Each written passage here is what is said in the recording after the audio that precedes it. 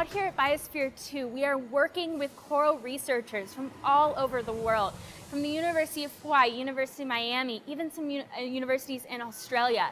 And we are collaborating with them to figure out what we can do to save the coral reefs. Now, they're doing some preliminary testing. They've started doing some testing in the University of Hawaii laboratories, where they're taking corals that are more resistant to this increased stress, the increased heat that we're seeing in our oceans.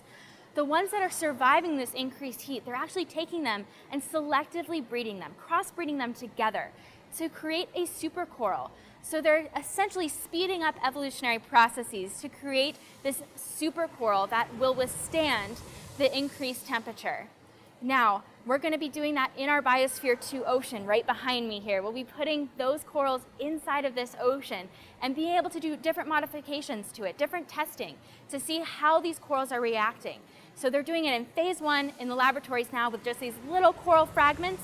We'll be having more of a large reef system put into this Biosphere 2 ocean to even elaborate on the research even more before we try it in the natural systems.